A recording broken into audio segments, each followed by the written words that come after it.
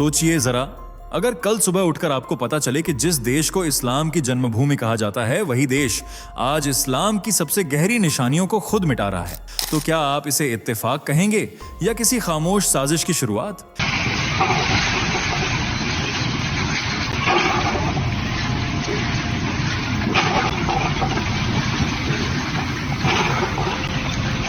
यही सवाल आज पूरी दुनिया के जहन में घूम रहा है। आखिर सऊदी अरब में हो क्या रहा है? कल्पना कीजिए, एक ऐसी पवित्र जमीन जहां कभी पैगंबर की यादों की खुशबू थी, आज वहीं चमचमाते होटल, शॉपिंग मॉल और नाइट इवेंट्स खड़े हैं। जहां कभी सजदा होता था, आज वहां सेल्फी ली जा रही है। यह सिर्फ मॉडर्नाइजेशन है या फिर किसी पहचान का सुनियोजित अंत?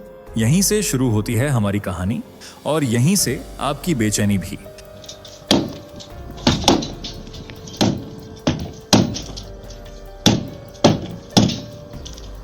इस वीडियो में हम किसी अफवाह की नहीं, उन फैसलों की बात करेंगे जिन्होंने इस्लामी दुनिया की नींव हिला दी है। सवाल सीधा है, क्या सऊदी अरेबिया अब इस्लाम का रक्षक नहीं रहा? क्या मोहम्मद बिन सलमान की नीतियां आस्था से ज्यादा अर्थव्यवस्था को जवाब दे रही हैं?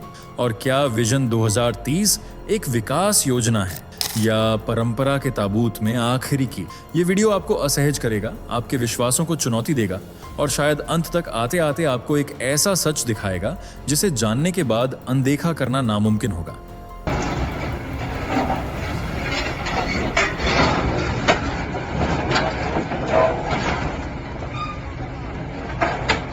लेकिन सावधान रहिए, अगर आपने यह शुरुआत देख ली तो बीच में वीडियो छोड़ना आपके लिए मुश्किल हो जाएगा, क्योंकि जो परतें अब खुलेंगी वो अंत तक ही पूरी होंगी। चलिए दोस्तों, जरा जल्दी से कमेंट करके बताइए ये वीडियो आपको कैसे मिला। क्या आपने इसे खुद सर्च किया था या ये अचानक आपकी स्क्रीन पर आ गया और आपने क्लिक कर दिया? सच सच बताइए, क्योंकि हमें भी जानना है कि आखिर YouTube आज हमारे सनातन धर्म की ये आवाज आप तक कैसे पहुंचा रहा है। और हाँ, अगर आप सच में एक सच्चे हिंदू हैं तो अभी के अभी चैनल को सब्सक्राइब कर लीजिए ताकि आने वाली हर एक वीडियो सबसे पहले आपको मिले। वीडियो को लाइक करना मत भूलना ताकि दुनिया को दिखाया जा सके कि सनातन की शक्ति अभी जिंदा है। तो चलिए बिना वक्त गंवाए बढ़ते हैं वीडियो में आगे। क्यों सऊदी अरब धार्मिक स्थलों को खत्म करता जा रहा है? क्यों इस्लाम की प्राचीनता को मिटाने का ठेका सऊदी अरब ने उठा लिया है? क्यों मोहम्मद साहब से जुड़ी यादें भी सऊदी ने मिट्टी में दफन कर दी? इस्लाम का केंद्र कहे जाने वाला सऊदी आज क्यों इस्लाम के अंत की वजह बन रहा है? क्या है सऊदी का इस्लाम के खिलाफ प्रोपेगेंडा? क्या सच में मोहम्मद बिन सलमान एक्स मुस्लिम है? जानने के लिए वीडियो के लास्ट तक बने रहें। 2.15 मिलियन स्क्वायर किलोमीटर में फैला है सऊदी अरब, जो मध्य पूर्व में बसा अरब प्रायद्वीप का सबसे बड़ा हिस्सा माना जाता है और लाल सागर, फारस की खाड़ी, Jordan, Iraq, Kuwait, Qatar, UAE और यमन जैसे देशों के साथ अपने बॉर्डर शेयर करता है। यह एशिया, अफ्रीका और यूरोप के चौराहे पर है, लेकिन इसकी पहचान है सिर्फ और सिर्फ इस्लाम, क्योंकि सऊदी अरब की न सिर्फ मेजॉरिटी पॉपुलेशन मुस्लिम है, बल्कि इसे इस्लाम के उदय, शुरुआत का केंद्र भी माना जाता है, जहां से इस्लाम की शुरुआत हुई। यहीं पर मुसलमानों के दो पवित्र धार्मिक स्थल मक्का और मदीना भी मौजूद हैं, जहां हर साल लाखों मुस्लिम श्रद्धालु हज करने के लिए आते हैं और अल्लाह की इबादत, भक्ति में लीन हो जाते हैं। इसीलिए हर मुस्लिम के लिए सऊदी अरब वह पाक और पवित्र जगह है जिसे वह कभी खोना नहीं चाहते। सऊदी की मिट्टी से लेकर हवाओं तक में इस्लामिकता की महक बसी है, जो अब धीरे धीरे मॉडर्न एरा में तब्दील होती जा रही है। इस्लाम के लिए पहचाना जाने वाला सऊदी अरब अब खुद इस्लाम से पल्ला झाड़ता नजर आ रहा है। प्राचीन इस्लामिक संस्कृति को अपने पैरों तले कुचलता दिखाई दे रहा है। पैगंबर मोहम्मद और उनके परिवार से जुड़ी कई जगहों को आज नष्ट कर दिया गया है, जिनके सबूत तक बाकी नहीं है। जिसका जीता जागता सबूत है पैगंबर साहब के घर को धूमिल कर देना। जी हाँ, जिस घर में मोहम्मद साहब ने पहली बार आंखें खोली थीं, जिन दीवारों के बीच उनकी किलकारियां गूंजती थीं, जिस जगह को श्रद्धालु दुनिया के सबसे पवित्र स्थानों में से एक मानते थे, लोग वहां जाकर प्रार्थना करते थे, आज उसी पवित्र इमारत को सऊदी सरकार ने मिट्टी में दफन कर दिया है। इतना ही नहीं, जन्नत अल बक्की नाम के प्राचीन और पवित्र कब्रिस्तान की जमीन को भी एक समान कर दिया गया है। इस कब्रिस्तान में मोहम्मद साहब के परिवार वालों और रिश्तेदारों की अनेक कब्रें बनी हुई थीं, जिस वजह से अल बक्की को दुनिया के सबसे पाक और प्रसिद्ध कब्रिस्तानों में शुमार किया जाता था। लेकिन सऊदी सरकार ने यहाँ मौजूद सभी कब्रों को समतल कर दिया है। अब यहाँ एक भी कब्र नहीं है, बस एक बंजर जमीन, खामोश इलाका बनकर रह गई है। इसी तरह इस्लाम के पहले खलीफा कहे जाने वाले अबू बकर का घर भी सऊदी के हाथों तबाह कर दिया गया। किसी जमाने में अबू बकर का घर एक फेमस टूरिस्ट रिलीजियस प्लेस हुआ करता था, जिसका दीदार करना मुस्लिम अपनी खुशकिस्मती समझते थे और हज यात्री यहाँ एक बार जरूर आना चाहते थे। लेकिन सऊदी सरकार ने इस पाक इमारत को भी तहस नहस कर दिया। और आज इस घर की जगह पर एक शानदार मॉडर्न कल्चर में रंगा होटल खड़ा है, जिसे हिल्टन होटल के नाम से जाना जाता है। ये तो सिर्फ कुछ गिनी चुनी इमारतें हैं, ऐसी दर्जनों इमारतें आज इस्लामिकता की पहचान खो बैठी हैं और मॉडर्न रंग में रंग चुकी हैं। लेकिन क्यों? जब यही सवाल सऊदी से पूछा गया तो सऊदी की तरफ से कहा गया कि इस तरह की जगहें, खास तौर से मकबरे या फिर ऐसी जगहें जहां किसी तरह की मूर्ति, चिन्ह या निशानी है, उन सबको नष्ट करना बेहतर है ताकि उन्हें पूजा स्थल का रूप न दिया जाए। किसी भी मूर्ति की पूजा करना शिर्क है।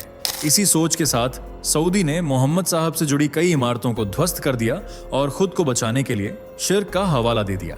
लेकिन ऐसे में यह सवाल भी उठता है कि अगर धार्मिक स्थल लोगों को गलत रास्ते पर ले जाने की वजह बन रहे हैं, तो क्या उनकी जगह पर शराब खाने और टॉयलेट बनाना सही है?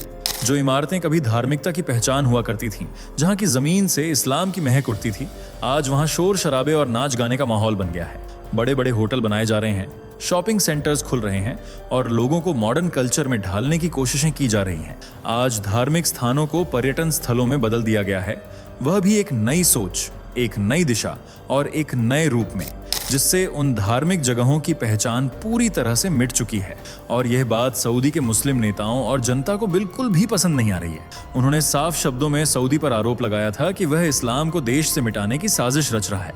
लेकिन सऊदी ने न तो उनके गुस्से को शांत किया और न ही कोई सफाई दी, बल्कि जिन लोगों ने उसके खिलाफ आवाज उठाई थी, वे ही अचानक देश से गायब हो गए, बिल्कुल रिलीजियस प्लेसेस की तरह।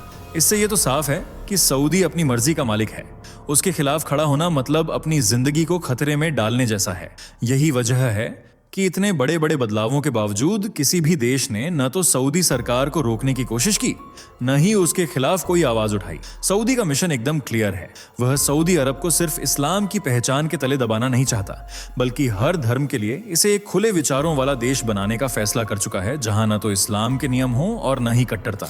यही वजह है कि सऊदी ने इस्लाम के जो नियम थे उन्हें भी काफी हद तक कम कर दिया है और लोगों को एक खुला, आजाद और मॉडर्न माहौल प्रदान कर रहा है। आज सरकार की यही मॉडर्न सोच इस्लाम के खिलाफ खड़ी होती नजर आ रही है, जिस पर सऊदी सरकार के प्रिंस मोहम्मद बिन सलमान ने विजन 2030 का पर्दा डाल दिया है और यह संकल्प लिया है कि वह 2030 तक सामाजिक और आर्थिक रूप से देश को आधुनिक बनाकर रहेंगे, फिर चाहे इस्लाम को ही क्यों ना पीछे छोड़ना पड़े।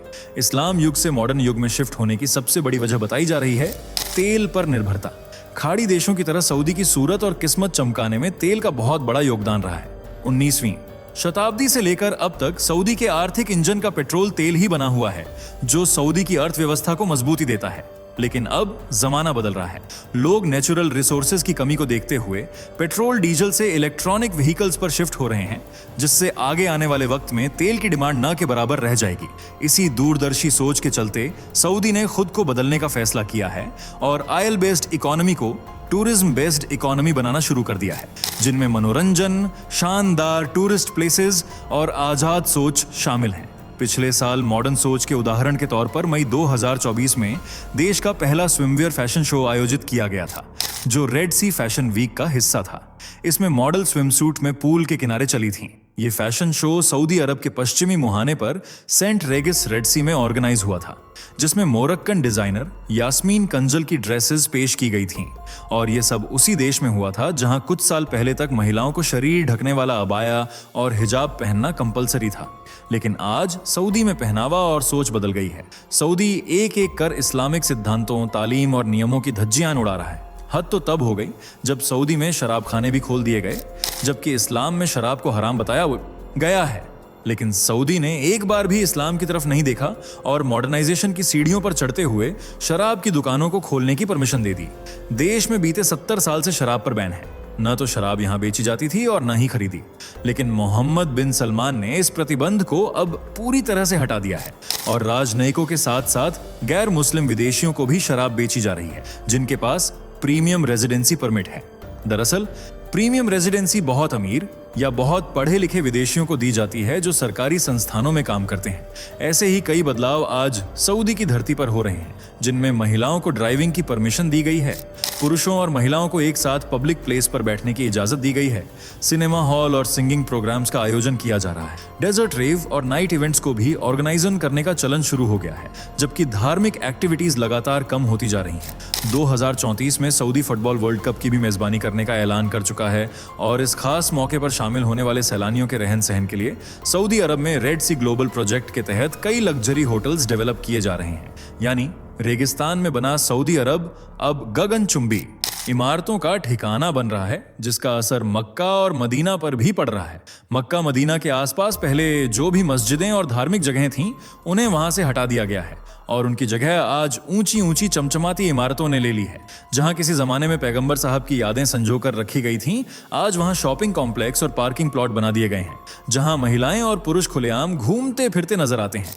यहां तक तो फिर भी ठीक था, लेकिन हद तो तब पार हो गई जब सऊदी सरकार ने धार्मिक स्थानों की जगह शौचालयों का निर्माण करवा दिया। और इस्लाम के खिलाफ ऐसा रवैया उसे चीन से मिला रहा है, जहां मस्जिदों को तोड़कर टॉयलेट्स बनाए जा रहे हैं। लेकिन चीन तो फिर भी एक गैर मुस्लिम देश है, जहां इस्लाम के खिलाफ नीतियों का पालन करना फिर भी समझ आता है। लेकिन इस्लाम की धरती पर ही इस्लाम के खिलाफ ऐसे कदम सोचने पर मजबूर कर देते हैं कि आखिर सऊदी ऐसा क्यों कर रहा है। धार्मिक स्थलों को तबाह करने का सिलसिला इतनी तेजी से आगे बढ़ रहा है कि आज ढूंढने पर भी प्राचीन स्थल देखने को नहीं मिलते। आज कई मुस्लिम आबादी इस्लाम से मुंह फेर चुकी है और इस्लाम को छोड़कर या तो नास्तिक बन रही है या फिर किसी दूसरे धर्म को अपना रही है। सऊदी के इस रवैये पर एक्सपर्ट्स का कहना है कि सऊदी अपनी कट्टरपंथी वहाबी विचारधारा को आगे बढ़ाने के लिए ऐसे कदम उठा रहा है, क्योंकि वहां भी समुदाय में ऐसा कानून है कि धार्मिक स्थल, कब्र या मकबरे को पूजना या उसका सम्मान करना पूरी तरह से शिर्क के दायरे में आता है, जिसे आप एक गुनाह भी कह सकते हैं।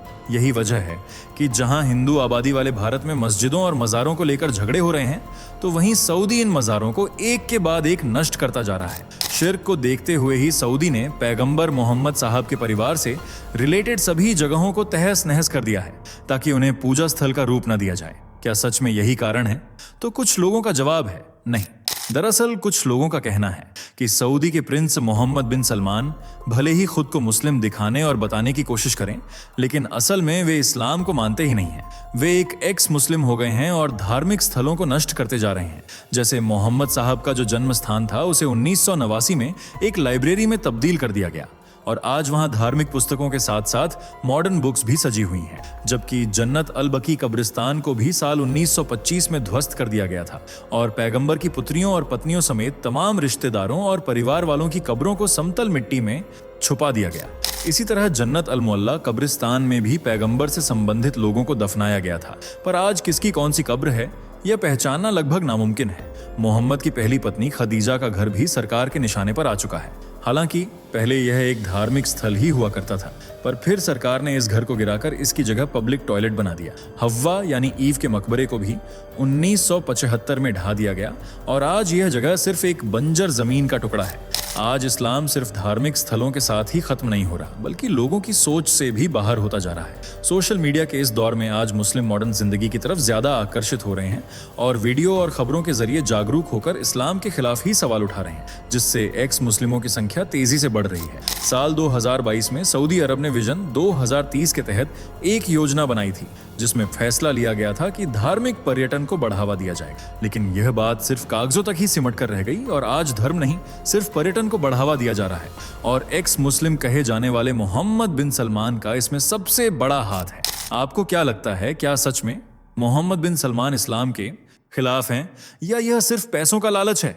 कमेंट में जरूर बताइए। वीडियो पसंद आई हो तो इसे लाइक और शेयर करें। साथ ही चैनल से जुड़े रहने के लिए चैनल को सब्सक्राइब करके बेल आइकॉन को प्रेस कर लें। धन्यवाद।